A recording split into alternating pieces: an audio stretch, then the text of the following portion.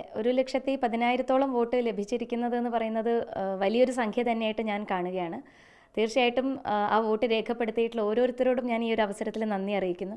ഇവിടെ ലഭിച്ചിരിക്കുന്നത് വലിയൊരു ഓപ്പർച്യൂണിറ്റിയാണ്, വലിയൊരു മത്സരമാണ് കാഴ്ചവെക്കാൻ സാധിച്ചിട്ടുള്ളത്. അത് എന്നിലേക്ക് നീട്ടി തന്നിരിക്കുന്ന പാർട്ടി നേതൃത്വത്തോടും ഒപ്പം ഈ ഒരു വോട്ട് നില നിലനിർത്താൻ സഹായിച്ചിട്ടുള്ള ബൂത്ത് തലം മുതലുള്ള എല്ലാ പ്രവർത്തകരോടും ഞാൻ എൻ്റെ നന്ദി കൂടെ ഈ ഒരു അവസരത്തിൽ അറിയിക്കുന്നു.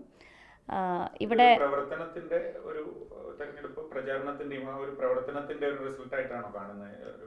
തീർച്ചയായിട്ടും വളരെ സജീവമായിട്ട് ഇലക്ഷൻ പ്രഖ്യാപിച്ച അന്ന് മുതൽ പിറ്റേ ദിവസമാണ് ഞാൻ ഇവിടേക്ക് മണ്ഡലത്തിലേക്ക് വരുന്നത്. ഒരു റോഡ് ഷോയോട് കൂടെ ഞങ്ങളുടെ പ്രവർത്തനം ആരംഭിച്ചു. അത് കഴിഞ്ഞ് കലാശക്കൊട്ട് വരെയുള്ള ദിവസങ്ങളിൽ, ഇലക്ഷൻ്റെ അന്ന് വരെയുള്ള ദിവസങ്ങളിൽ അഹോരാത്രം പ്രവർത്തിച്ചിട്ടുള്ള നിരവധി പ്രവർത്തകരുണ്ട്.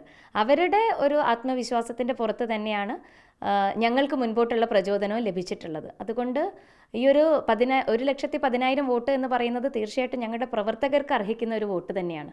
അതൊരു ബിജെപിന്റെ ഒരു രാഷ്ട്രീയ വോട്ട് അല്ലെങ്കിൽ NDAന്റെ ഒരു ബേസ് വോട്ടായിട്ട് നമുക്ക് ഈ 1,00,000-ന്റെ മുകളിൽ അതൊരു രാഷ്ട്രീയമായിട്ടുള്ള ഒരു ബിജെപി പോളിസിയോടുള്ള ഒരു വോട്ടർമാരുടെ അംഗീകാരമായിട്ട് കാണാൻ പറ്റുമോ? എങ്ങനെയാണ്? അതെ, കഴിഞ്ഞ തവണ സംസ്ഥാന അധ്യക്ഷന് ലഭിച്ചിരിക്കുന്നത് 13% വോട്ടാണ്. ആ 13% അടുത്ത് തന്നെ 12% വോട്ട് ഈ ഒരു ഇലക്ഷനിൽ നിലനിർത്താൻ സാധിച്ചിട്ടുണ്ട്.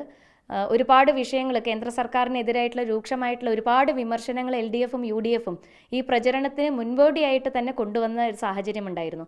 അതിനെയൊക്കെ അതിജീവിച്ചുകൊണ്ടും ഈ വോട്ട് നിലനിർത്താൻ സാധിച്ചിട്ടുള്ളത് ജനങ്ങളുടെ മനസ്സിലെന്നും NDAയുടെ ഈ ഒരു ഡെവലപ്മെൻറ്റിൽ ഓറിയൻറ്റഡ് ആയിട്ടുള്ള ഒരു കാഴ്ചപ്പാട് അത് ജനങ്ങൾ വിലയിരുത്തുന്നുണ്ട് എന്നുള്ളത് കൊണ്ട് തന്നെയാണ്.